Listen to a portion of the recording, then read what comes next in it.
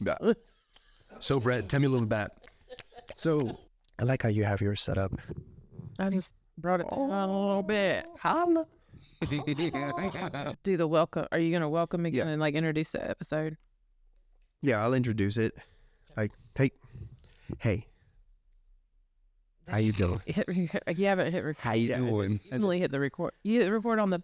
Oh, no. all of it. Oh, we live. We live. Hey guys, welcome to another episode of the Ordinary People Pod. My name is Angel and I'm one of your co-hosts. Hey guys, I'm Kathy. I'm your other co-host, and this is a podcast about ordinary people doing extraordinary things for God through conversations with church members, community leaders, and pastors. We hope this brings encouragement to your own journey. Now let's get into the episode. With us, we have Mr. Brett McGee. Brett, say hi to the folks. What's up? And as always, we have the workhorse that it is. I'm just the face of the franchise. I always say the boss in the house, Kathy. What's up, Kathy? Family, how y'all doing today? So, and the reason I say that I'm not an overthinker because I've met you guys. So I thought. No, I was like, I'm not even talking trash right now. I'm thinking it right now. I'm not even talking trash right now. Just the conversations. And the reason I say this is because, you and I, Brett, we've known each other for a couple years, 6 months. See? Not even gonna say nothing about it. I'm gonna keep my thoughts to my thoughts. But we've known each other for a few years, and I've honestly could say that I've seen you grow in the ministry. I've seen this side of things. I didn't see your early life. I've just seen, and we have this relationship, and we're like, we pick up the phone, you call me or I'll call you, and it's like, next thing you know, it's an hour has gone by, and all we talk about is like Bible. Yeah. I could say you're one of the few friends that I know what the conversation's about. Like, this dude is calling me about Paul. I know Leviathan. What does that really mean? I already know. I gotta stay prepped because a question is coming that makes me scratch my head, and it's like it doesn't question my faith. It actually allows me to grow deeper into it. And so you've been that friend to me, and I could honestly say that I'm glad, because we're two separate people. We're different in every kind of way, but it works, which is so. But I also know that with you, Miss Catherine. Yes. Look, not the whole my government name. Catherine, and I'm not even gonna say the rest. Hey, listen, if you subscribe right now, I would tell you. I would tell you the rest of that name. I will tell you. Listen, just so every time I'm having a conversation with you, you're always doing something. Oh, yeah. You're always involved in something, and even when I tell you, even when I don't tell you, you're texting me about, hey, listen. This is wrong, or I just want to tell you that in the next 2 weeks this is happening, and I'm like, just a reminder. Why are it's? Because I'm on my brain. Yeah. Come out. Like, I just it's a list. I get a list, and I didn't even ask for it. But that's how you guys' brains. She work. called you because Chris said ignore. Yeah. It's Chris, her husband, press the red button, and I'm getting a list. That's how it works. But with that said, Brett, tell us a little bit about yourself. Yeah. Kind of just give us how. I wouldn't say go back to 1992 here. It all started. It all started. No, let's start with that. But tell us a little bit about yourself, especially I think in the past 3-4 years that we've kind of grown in a church plant, and then also how God has taken your life in that sense. So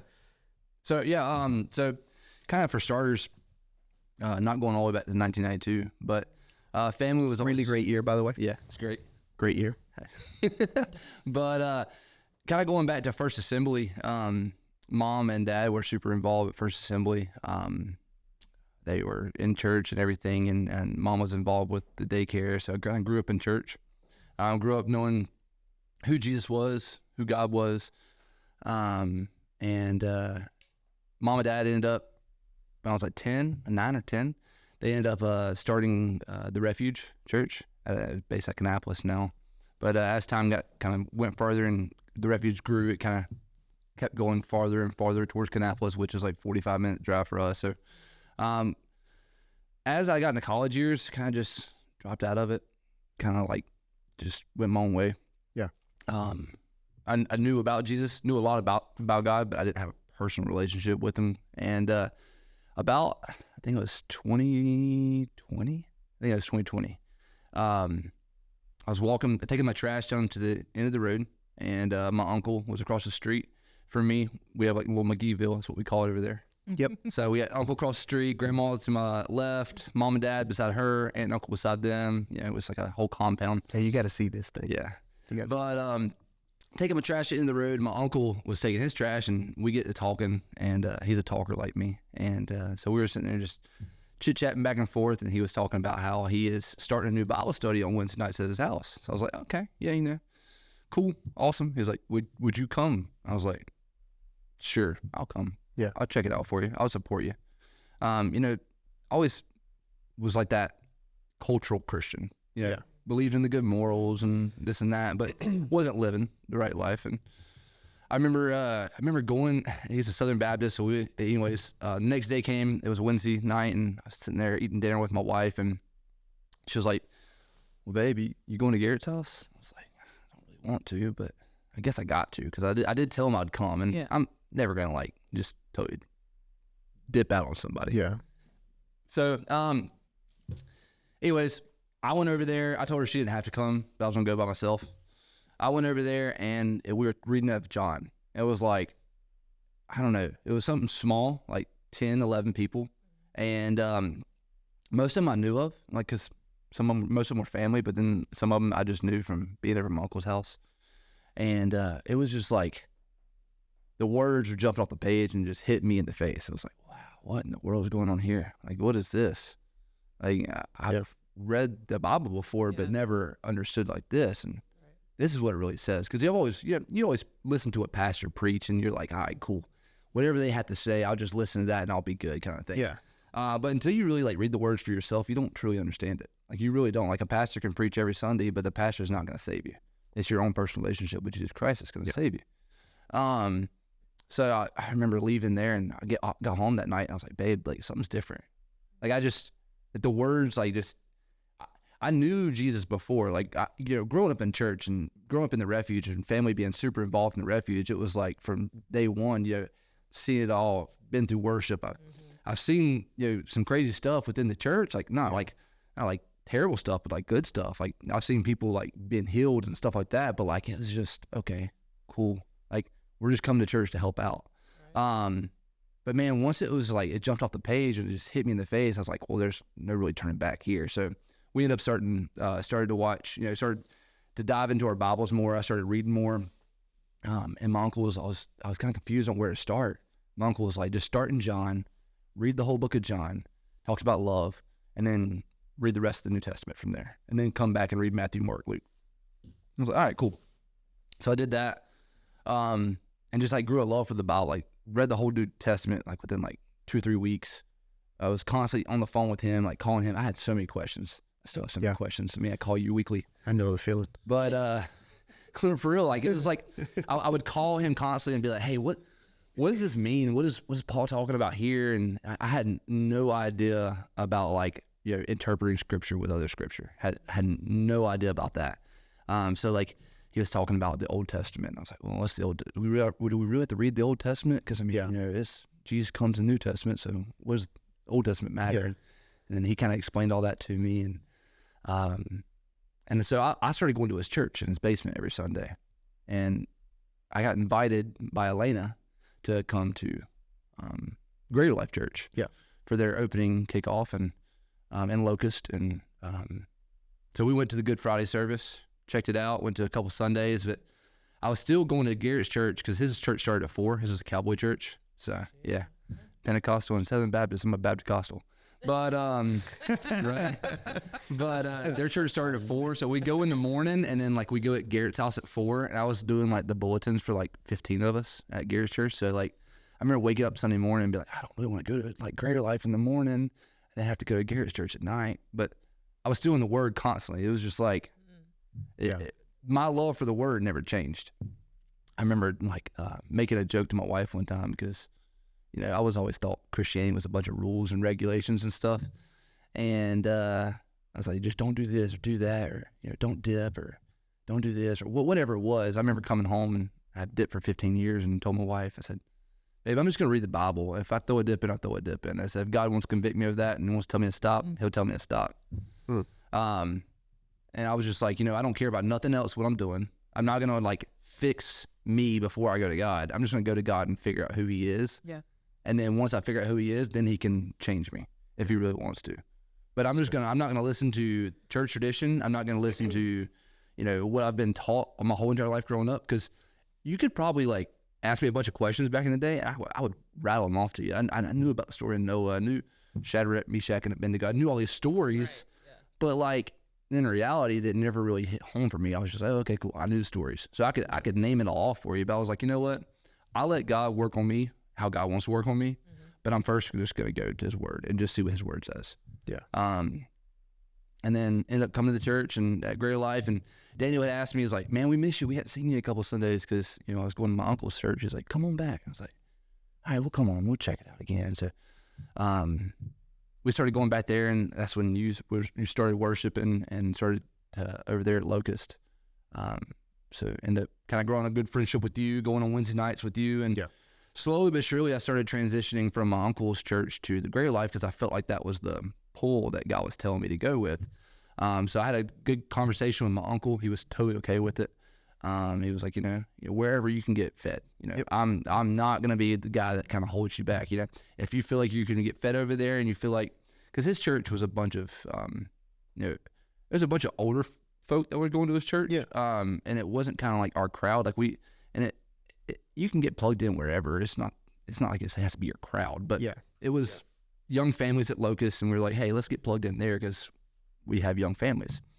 So we went to Locust for a while, and you had mentioned to me about helping out with sound, and then I had told you that my wife could sing, and that's right. Him going up to say, I was like, I always convict people. So what are you doing with your talents? Are you burying your talents? Because God doesn't want you to bury your talents. Right. I remember Kate was sitting there, and I was like, hey, Angel, listen, my wife can sing, but she's only sang in front of me like twice in my life. I promise she can sing. It's like, bro, come on. Like, everybody says that. I was like, oh, for real, she can sing, bro. I was like, just like, go up to her and convict her. I was like, just do what you got to do. He was like, all right, watch. He's like, hey, Caitlin, when you get to heaven one day and God said, I gave you this talent, why did you use it? What are you going to say to that? And she was like, oh no. Church in here, like, you know, church plant 101. I'm using everybody. Yeah. You could be outside. You just finished throwing that cigarette on the ground. Like, hey, we need you. We need you to greet somebody at this place. You know, everybody's getting used. Everybody's getting used. Jesus not come to condemn the world. Yeah. Angel did. That's right. Try Jesus, not me. That's right. But yeah, she got involved with worship, and I was just kind of running the camera back there for a little while. I think Angel was like, all right, what can I give this kid that he cannot mess up? All right, Brett, watch over the stationary camera. just follow the pastor around. It doesn't move. Daniel literally had tape on the floor that kept him within frame, so I didn't have to move the camera. It was weird. Angel was like, listen, I'm going to make you super important. There's these 2 buttons right here. It's the video switcher. Press the button for the live feed. Switch back and forth. Switch back and forth. Whatever though, right? That was hot stuff. I couldn't even start a live feed. But about 6 months into doing that, I think it was the youth pastor had left, and Angel was like, bro, the youth needs help. You want to come help? I was like, not really. I literally told him, I was like, not really, but I'll pray about it. And he was like, all right, well, pray about it, see what God wants you to do. And then like asked me like 4 or 5 more times, like, Brett, you want to help out with youth? I was like, not really. I'll pray about it. And then Daniel came up to me one night, was like, hey, Brett, I know Angel had talked to you about this, but I just wanted to kind of run it by you and see what you thought. Our youth pastor has, he's gone now. And we need somebody to kind of lead the youth. Do you mind leading it? And me, I was like, yeah, sure, why not? I was like, wait, what'd you just say? Like, you just said, yeah, why not? Notice how he says no to me, right? Yeah. It's all good, though. Yes, yeah, we're the same. We're different, but same. It's all good. But no, I was like, yeah, sure, why not? I was like, why'd you say that? Why would you do that? And then after I said yeah to youth, Angel was like, peace out, I'm gone. I was like, thanks a lot. That's right. That's what he does. That's what I do. I show up, I move everything around, I shake things around, I bring a little sauce into the thing, because my culture and my background, a little bit of that, a little salsa, a little spice, a little salt, a little pepper, and then I said, peace out, suckers. Gone. I was gone to the next thing to shake things up over there. I was like, all right, cool. Yeah, you're gonna like throw me into this and then ask me to do this, and I'm gonna tell you no, and then Daniel's gonna ask me, and then I guess that made you mad. You're like, I'm leaving. That's right. I'm out. He said no to me. But then you left, and so it was me all by my lonesome doing youth. And I had no idea how to preach a sermon. I led one Bible study while we were there. Yeah. One Bible study. Yeah. It was like basically you gave me everything to say. I just said it. Yeah. Yeah. Yeah. But I led one, and then they were like, yeah, you'd be a great youth pastor. I'm like, what? Oh, Exactly. terrible idea. What's the qualities of a youth pastor? Doesn't know Bible, is young. Yeah. Can listen to another person preach and then regurgitate that. Just redo exactly what we tell you to do. But even in that, in that sense of things, and now that you have this relationship with God, and it's kind of like, I just feel like God has kind of like been working, and it is His grace that draws us closer to Him. It is His grace that allows us to just, He's looking for us. Mm-hmm. And we think that sometimes this is the other way around, right? Like we pursue Jesus, and it is true to a way, but He's the one that turns our hearts to Him. Yeah. And so when you see that, then you start kind of seeing how God is moving in your life and the ministry, and just kind of in this season of preparation, because it took the youth group, and it took all of that to kind of get you to dive deeper.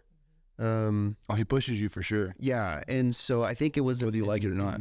I think it was in that. And I think the same thing goes with Kathy, right? Is like the first thing I asked Kathy was like, hey, when can you preach? It really wasn't a question, though. It was like, you're preaching next Sunday, you know Like- that, right? Yeah. So In this month. Mother's Day, Yeah. Mother's Day's coming up. What's up? Perfect. that he was like, The busiest like day of. I don't. Hey, this is your day, but I'm going to let you know that you're going to preach. That's right. You have a word, no matter if you like it or not. I know this is your day, but right, no. yeah. That's It's right. not. But then on Father's Day, he takes everybody to the park. I feel like that's. I think that's. Dad's good a day off, so Dad's not going to preach. But Mother's Day, you got to work. I feel like she's still salty about something. I just can't put my finger on it. But A little resentment there. But even in that, like when I asked you to preach, it's this whole thing. Like, man, you're really asking me to get out of my comfort zone. 100%. But I need you guys to know that I'm way out of my comfort zone. Like, it might not look like it, He said, you're gonna share in this hurt with me. but but I'm way out of. I have to. You have You to do it. I'm way out of my comfort zone, and it might come to a shock to everybody, but I really don't know what I'm doing. I'm figuring things out as I go. Yeah, okay. I don't know if you noticed. I don't know what I'm doing, but that I think that's the thing. Now, that has allowed, I would say, you in this case scenario to dive deeper and to find God a little bit more, to look for Him a little bit more, draws you closer to Him a little bit more.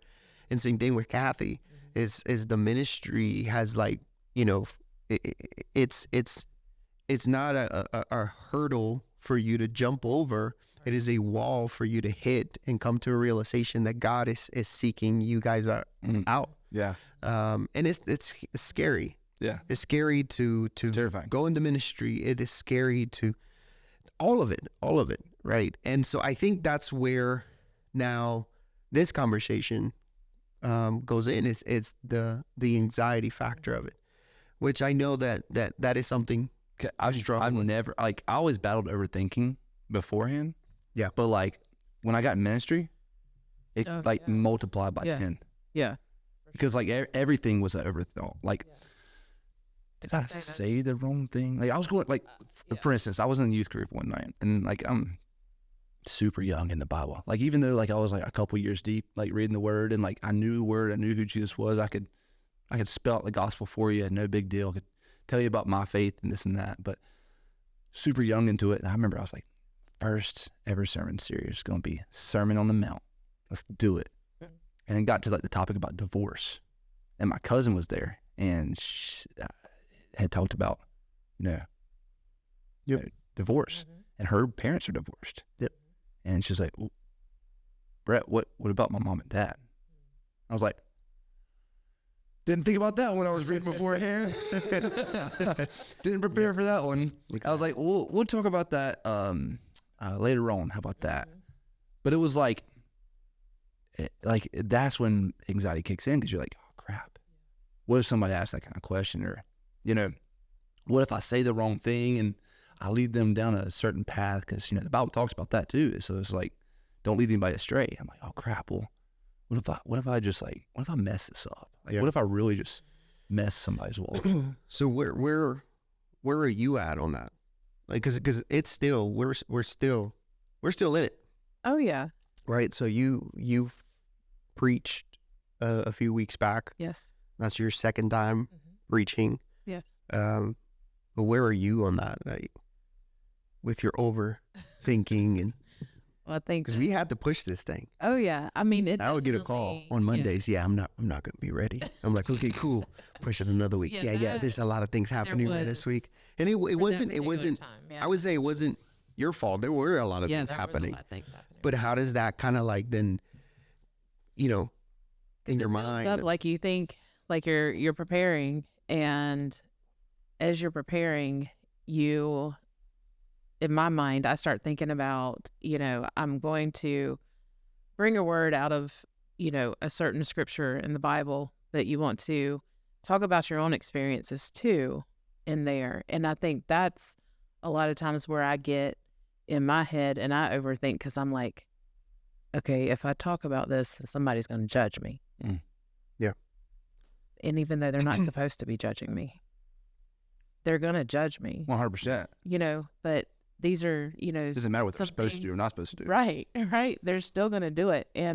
But you're in your own head and you're like, okay, well, do I talk about that topic? Because even though people may be going through the same thing, for some, it's still taboo. Like, you don't talk about that. You don't talk about certain topics in church, even in church, you don't talk about them.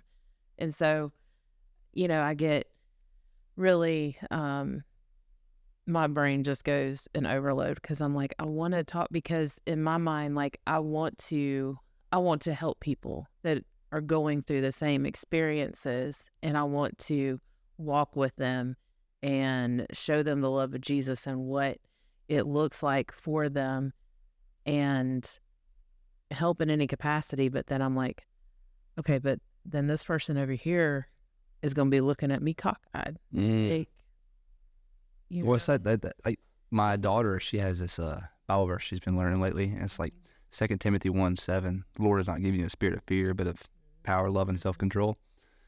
And I read that, and I'm like, oh, well, how do I speak on anxiety and overthinking if, I'm supposed to have the Spirit of God inside of me. Right. And I'm supposed to be someone who's teaching others about this, but yeah, I'm battling with this inside my own head. And you shouldn't be. Right? Yeah. Quote unquote. Right. Shouldn't be. Right? Because we're supposed to be all high and mighty. You know what I mean? That's right. That's right. And I think that's the thing, is like, what people not realizing is that as a pastor, as a minister, as a Christian, just as a follower of God, I have to die to Christ every day. Every day, every second, I have to. There's times where I'm just like talking to God and I'm just like, I know that I committed this wrongdoing just by yelling or by just ignoring, like that's my trespasses, knowing that there's wrong in that and still doing it. That's what I love about the church, right? And a lot of people would say, I don't go to church because there's a lot of hypocrites inside. And you're right. There are a lot of hypocrites inside the church. The difference is they're hypocrites trying to get better. Yeah. And people, and we want to include those that are sick and hurting in that process. We're not perfect. No church is, no pastor is, no person is except for Christ. And what are we trying to do, right? Constantly trying to imitate him. But the reality is that we are going to fail. And even myself, as I get sermons ready, I'm like, man, there's these things about my life that I know I need to work on, to say to somebody, hey, share about the good news. But then when you get presented the choice, not the choice, but like the opportunity to share, and you don't do it, and you're like, but aren't you supposed to be a pastor? Yeah. Well, I sometimes like, I get too much into my head because I don't have every single answer, although I wish that I did. Because if you ask me about this, but the reality is that we're supposed to just present Jesus and allow Jesus to change that person. Yeah. But we want to change that person. And it's a natural thing. And I think that's when overthinking starts, especially when you're starting a sermon, especially when you are in this path, whatever it is, especially if you're going to church on a Sunday and then your kids look at you and say, Dad, you're still drinking a lot, or you're still doing all these things that you're not supposed to do. And that makes you feel like, but it's like, you understand that God is working, and that the fruit of the Spirit doesn't just show up in your life. If it does, great.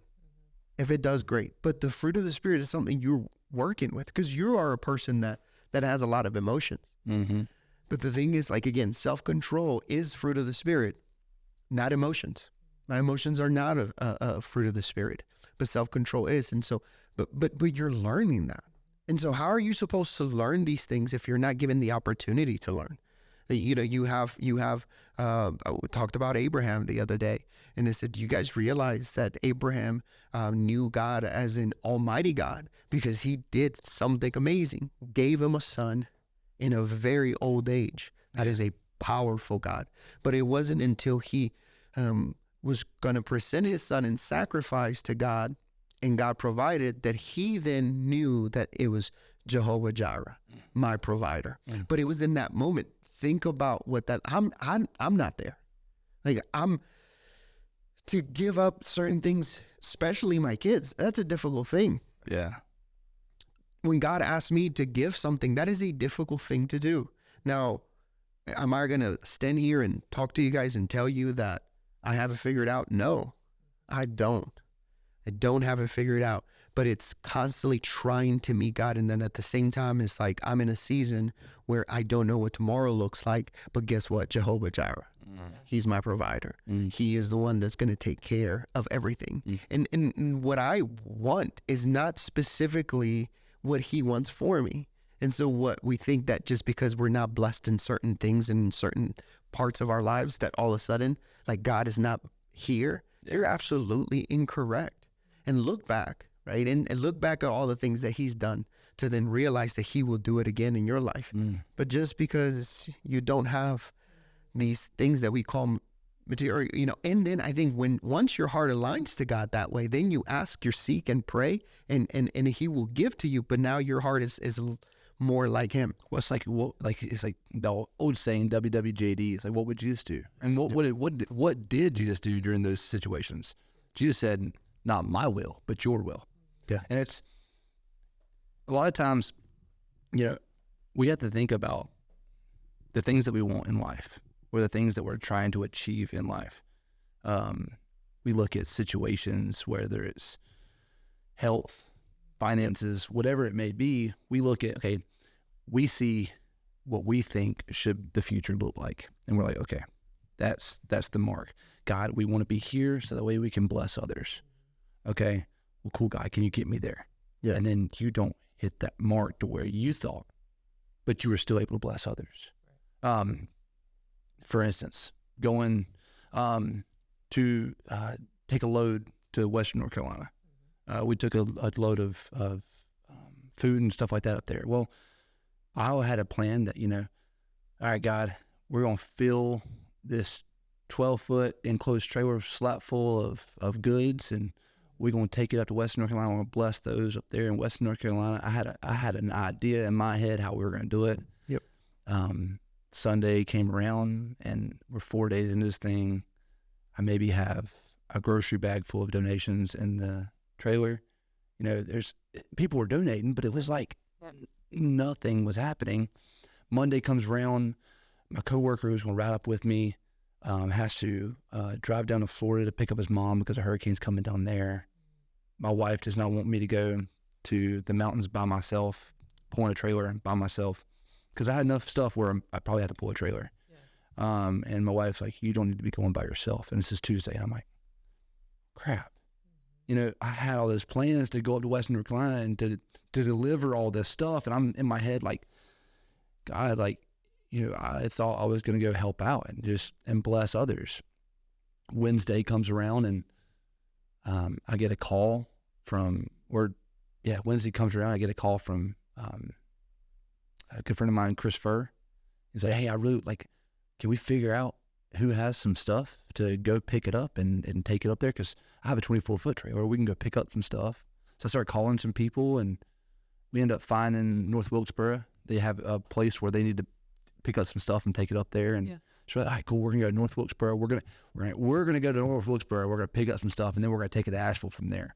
I already had it mapped out, planned out, and then I get a call on Friday, I think it was, and they were like, "Hey," or on a Thursday, and they were like, "Hey, by the way, you're not gonna come up here." I forget what day it was, but they're like, "Hey, you're not gonna come up here. How far away from Matthews are you?" I was like, 20 minutes. They're like, "We have a YMCA that donated a good bit of stuff. Do you mind going by there and pick up the stuff first?" We go by there and fill the entire 24-foot trailer full of donations that people donated to the YMCA. And I'm like, okay, I'm seeing it now. Yeah. Finally, I'm seeing it now. Yeah. It's not always our plan. We have a plan that we set out. And a lot of times for us overthinkers, we're like, okay, it didn't work out to our plan. Yeah. We failed. Right. Yeah. In reality, it's just like, God's like, just keep obeying. Yeah. Just keep obeying, keep on following. And there's a shift. Learn how to pivot. Yeah. So that's just one. Yeah.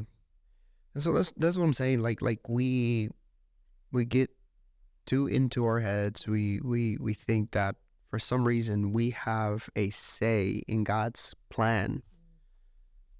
And I've said it before, just because you're the main character of your life doesn't make you the main character of God's ministry. Yeah. But understand that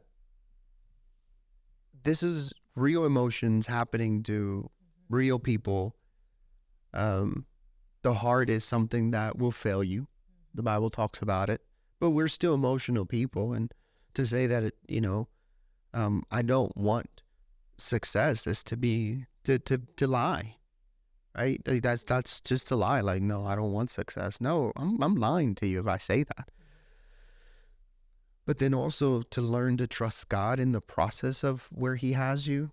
But those are real emotions. So anxiety will take over. And you asked me this question the other day, as you called me. And I don't know if it was the first thing you asked me. Literally, I pick up my phone. I'm like, He has a book. hello. It's 245 pages long now. All the questions. I pick up my phone. I said, is Brett calling? I pick it up, and it's like, hello. And he's like, is anxiety a sin? I'm like, well, yeah, I hope you're doing good too. How's the family? Right. So you bring this thing, it's like, is anxiety a sin? My exact words were, hey, do you think Daniel will kick me out of the church and I'll be excommunicated if I say anxiety is a sin? Or is it if I ask that question? Yeah. He was like, yeah. And I think it's a really good question, because you have it, I have it, you have it. It's like, okay, so are we in sin right now? Right. And the reality is that it's not. But anything that you let take over your life will become that. Yeah. And there's a lot of things, there's a lot of emotions that are not. And some people are struggling with it, some people are not struggling with it. But then, again, comparison is the robber of joy. Oh, and so it's like, okay, I'm feeling these things. Am I wrong, God? No. Those things are for you to feel them, but those things are for you to bring them to God. Yeah. And then, of course, there's always people to talk about these things, because you're not the only one that's going through it. But I love the fact that it's like when you call and when you say, hey, I'm struggling with this, what you're doing is you're dying to your flesh. Yeah. And I think, you cannot resurrect your flesh when it's already dead. Why are you resurrecting your past? Live with Jesus for tomorrow. Why are you trying to resurrect it? So what you do when you have somebody that you could get on the phone with and say, hey man, I'm struggling with this, that is what you're doing. You're dying to yourself. You're saying, man, I'm struggling with this, but I don't want to struggle with it anymore. Yeah. So I'm going to call you and I'm going to tell you, because I know that there's no judgment. Yeah. And that's the thing. It's like people think that the church is full of people that are going to judge you. Probably. We're all human. Yeah. But you're going to find then people like us that just honestly, I want to fall in love with God more and more, and I want to bring you along with me. It's creating disciples, and that's discipleship is something that's sometimes lost. You know what I mean? That's kind of like my role at the church now. Is I'm not a youth pastor anymore, but with the small groups. But even with that, it's like I'm still coming to people like you. Yep. People like my coworker at work. He's a pastor of a Baptist church, and I go to him for stuff, and go to Daniel for stuff, and there's a couple other people at my church that I kind of dive into with that. But like, you really do need that like small group to be able to rely on and say, here's what I'm dealing with. Here's what I'm struggling with. So I would say this, like, what is that one thing probably right now that you're overthinking or anxiety is running over? Currently, now, in this moment. Yeah. It's crazy for me because I haven't had it, like, I've always been an overthinker, but I haven't had anxiety my entire life. It stemmed from an actual incident that happened a couple years ago. Yep. That I was, just happened to be, and there was just some things that happened. And because of that, I developed anxiety through the months following that, but didn't realize it. So it becomes this thing that it isn't just triggered based off of something that's similar to the event that happened. It's now I'm riding down the street and I have anxiety about the person that's pulling up next to me. I'm having anxiety about walking into a crowded grocery store. Like these things start taking over. And like, and you're asking, like, right this second, what am I having anxiety about? Answering that question.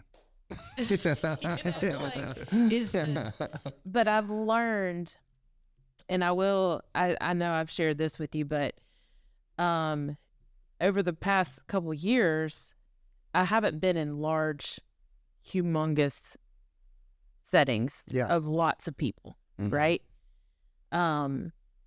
Like going to a concert or doing any of those type of things. So the Charlotte Crusade happened a couple weeks ago. 10,000 people. Yeah. 10,000 people going to fill up the Bojangles Coliseum. That's right. And I sign up to volunteer.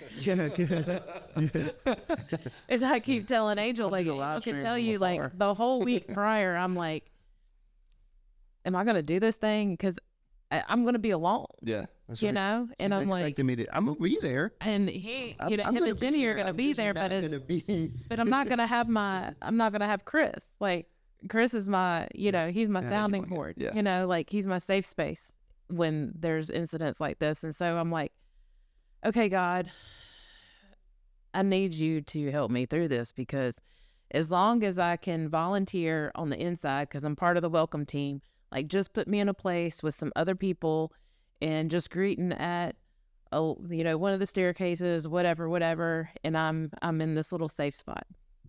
I just don't want to be outside. Yeah. Because it's open space and anything can happen. Anything can happen, yep. And I don't have control, right? So they split us all up. They're like, welcome team, go over here. They're going to give you, they're going to put you in your spot, blah, blah, blah. And they're like, okay, we're going to call last names that start with a certain letter. And the first group that we call is going outside. Last names that start with A, B, and J. It's like, this is going to be ABC, right? They're It's not going supposed to be the ABC, J, not J is going to be at the end. J. Jay, seriously? Okay, God. But it was so amazing though in that same aspect is I went outside, teamed up with some other people, and we're standing outside and we're, watching people are already lined up. Like they're just lined through the parking lot. Like it's crazy. And then all of a sudden there's a rainbow going across the back of the Bojangles Coliseum. Yeah. And it's like, okay, God. Yeah. You got it. Yeah, and I mean, I think what am I saying when I say anxiety, and I think Max Lucado puts it very, very, very well, is that we all have fear. Yes. We all have fear, and fear is very real. Fear is something that it's not going to go away. Actually, the fact that, danger is very real. Yes. But fear is an option, and we all have it. We all have it. But Max Lucado says, listen, if you run into a snake on your backyard, fear is saying, let me get out of there, which is a good thing. Let me get out of there because it's going to, bite me, right? And I don't want the effects of that. But then he says that the anxiety is when you never go back to your backyard because you're constantly thinking that the same snake is there. That is anxiety. It is not like fear is good. Fear, you have fear. That's, you have fear. That's okay. But anxiety is when you let fear fully take over your life. And for you going through what you went through, and of course we've talked about it, for you to go into this place, which is again is 10,000 people, that does something. But it's to open say to the public too. Yes, and to say it's open to the public, and to say today I don't choose fear, I choose God's love over my life, and then walking into that is what I'm saying. So that is exactly what you might be struggling with. That is exactly what we struggle with. Is that there's things that happen, there's trauma that happens in our lives. And it happens to me. Yeah. And I have to realize that when something happened because of my trauma as a child, that I'm like, and I'm freaking out. And I'm like, it's anxiety has fully developed. And now I'm just like, okay, I have to take a step back and say, who is my provider? But at the same time isn't he my healer? And I've seen him work in my life before. And you have to walk these things out. To say that God is never by your side is to be completely wrong. If you invite him by your side, he will be there. So, and I know that's one of the things that, but I also know that one of the things that I know you had to preach here recently. Yeah. And one of the things is like, how do I talk about something that I personally struggle with? And I think that in and of itself, but I honestly, I've read some of the comments that people left on the YouTube, Facebook, on that, and they were very encouraging. Yeah, people were like, "Man, we're people. We mess up, but I know that is something that you are still fully, kind of 100% going with. Why don't you share that story that you were going to? Oh, yeah, I got you. So kind of just like piggybacking off of what you're talking about too, is just like the whole like situations happen and like you're like, okay, God, all right, here it is. It's kind of similar thing happened to me. So Daniel reached out to me, pastor of our church, Daniel. But he reached out to me. He was like, hey, I need you to preach for me. I'm going to Florida to preach at my old youth pastor's church. I was like, all right, cool. It's no big deal. I'll preach for you. Yeah. When you're like around people, you're like, Yeah, it's no problem. I got this. I'm big dog. I got this. So it's like, cool. I'll preach. I get home. I'm like, I'm so excited because that's one thing about me is like, you can ask Angel, like, I love to teach. Like I'm eat up with it. I just love it. It's so much fun to like sit down and write a sermon and then call Angel and bother him every single day. Like, what are you doing? I'm working, dog. I'm trying to prepare my sermon. I'm trying to run a church here. You got a minute? No, Brett, I don't have 45 minutes to talk to you on the phone right now. All right, cool. Anyways, but so like, I remember I was sitting there thinking, I was like, God, like, you know, what do you want me to preach about? And I started going through the Bible. I started reading, and all right, what does he want me to preach about? Another story? Like, I can teach about, you know, I've already preached on Mark 9. I can preach on Mark 9 again. I can preach on Sermon on the Mount.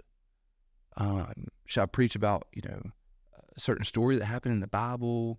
You know, what do I preach about? So I would go through, and I was making notes. Like, I had this notebook at work, and in my downtime, I'll sit there and I'll just make notes on stuff that I was reading in the Bible that day or whatever else. And I could never really like form a full sermon off of it. And I was asking the guy at work with me, David, we'd do some Bible study at our job trailer. And I was asking him, I said, hey man, you know, what do you think I should preach about? He's just like, I don't know. What's God talking to you about? I was like, yeah, what's he talking to you about? I'm hoping you should just give me something here where I can just talk about it and call it a day. And he's like, well, you gotta talk to God and see what he's put on your heart. And I'm like stressed out over this. Work's getting kind of stressful. The church is getting kind of stressful. And you know it just as well as I do. Just because you're in ministry does not mean that you're immune to any kind of thing coming your way. Anyways, I was sitting there with my wife one night, and this is after a long day of thinking about what I should preach about. And anxiety had hit me real bad lately. Like, I went to the ER about it. I thought I was having a heart attack.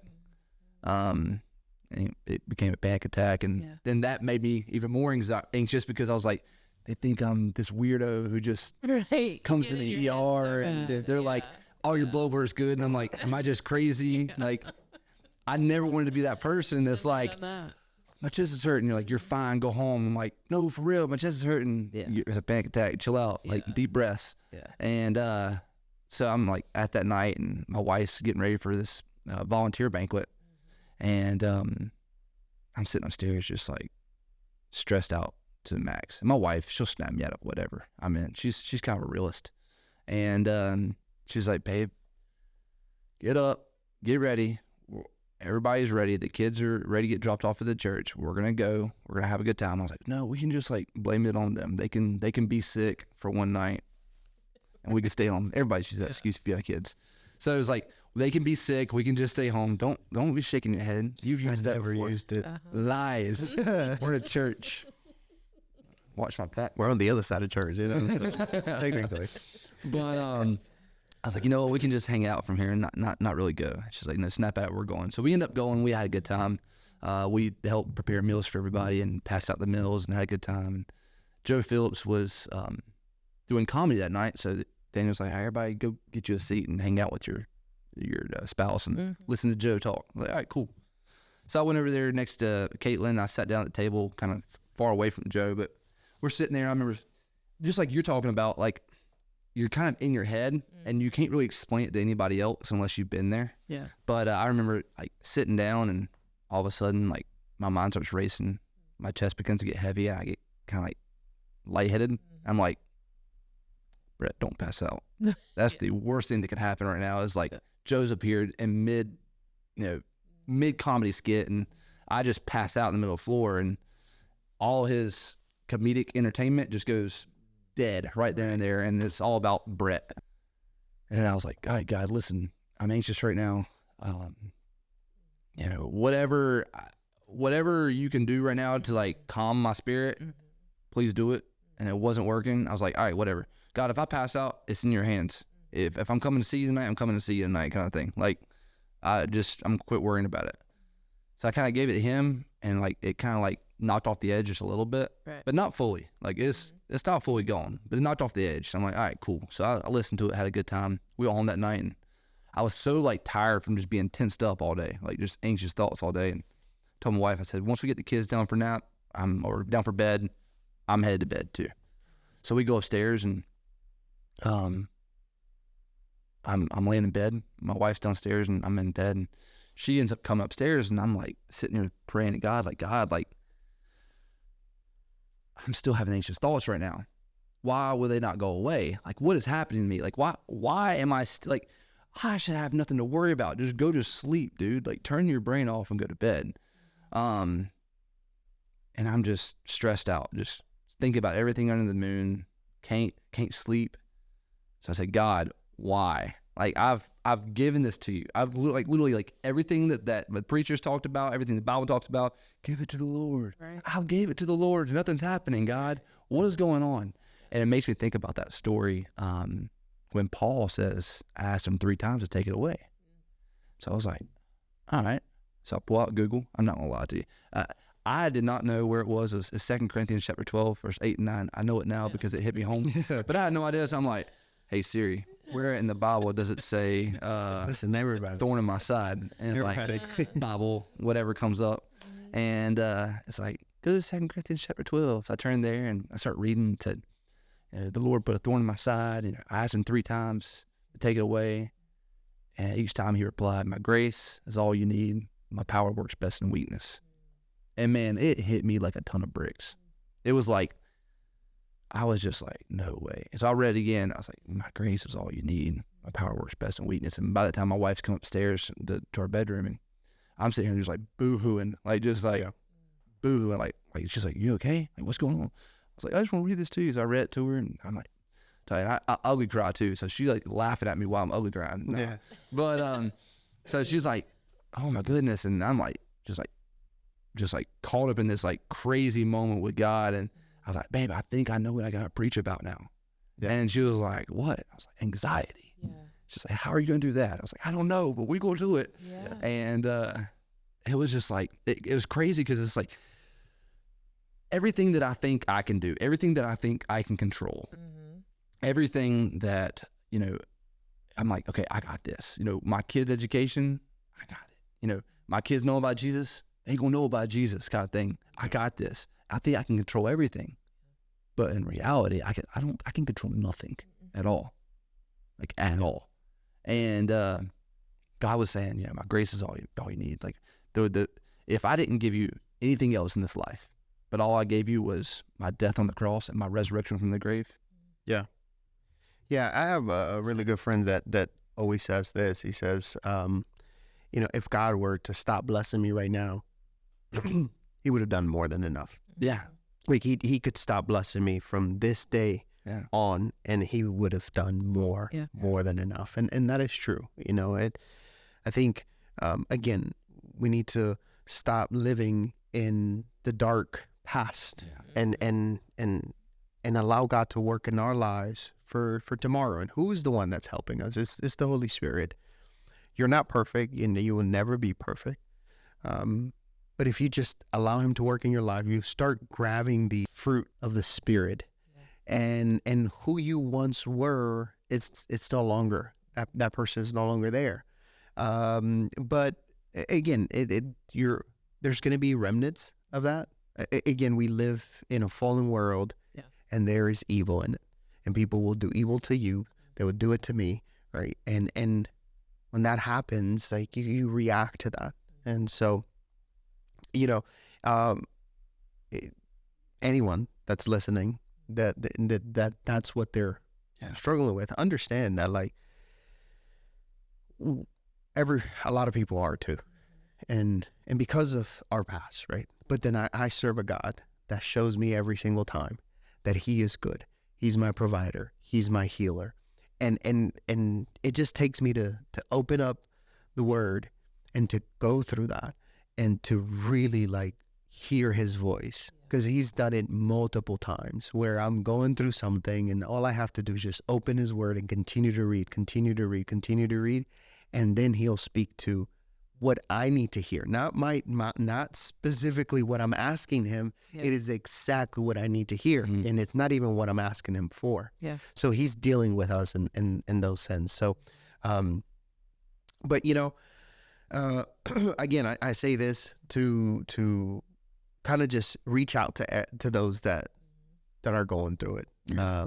You know, I know that it's still a work in progress. I'm still a work in progress. You're still a work in progress, right? But yeah. So, any final thoughts? If you are dealing with anxiety, I mean, we would love to be able to pray for you, number one. Yeah. So if you are someone that does struggle with anxiety, leave a comment. You can even just have the little emoji with your hand raised or whatever, and we will definitely keep you in prayer, because it is definitely a struggle every day. Yeah. So we would definitely love to do that for you. Yeah. And don't ever think like you are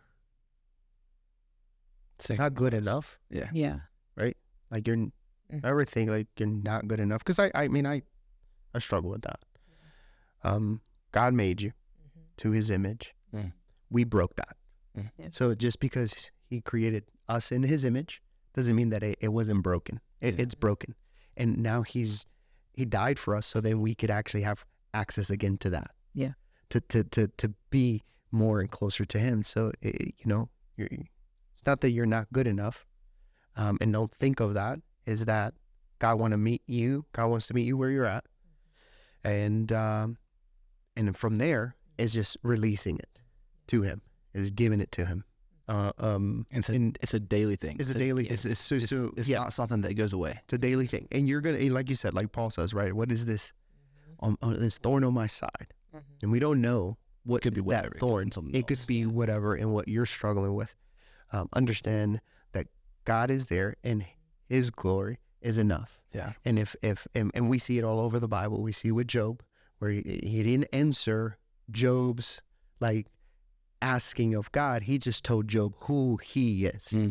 And that was enough for Job. Yeah. So, we want to thank you guys for listening to this podcast. We want to thank Brett for being here. Kathy, Absolutely. thank you guys. And just stay tuned for what is coming up next. And if there's anything, like Kathy said, anything that we could pray about, just comment.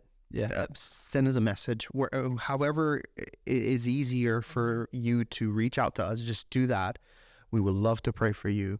Kathy will definitely make a list of that, and she will give it to me to do. So thank you guys for everything. We'll see you guys in the next episode. Thanks, guys. Peace. Thanks for tuning in to Ordinary People. We hope these stories have inspired you to see the impact of faith in everyday life. We'd love to hear your thoughts and even your own stories. So connect with us wherever you're listening from, on social media, and subscribe to our channel. And don't forget to share the episode with someone who could use a little inspiration today. Together, we can keep spreading the message that every story matters. See you next time.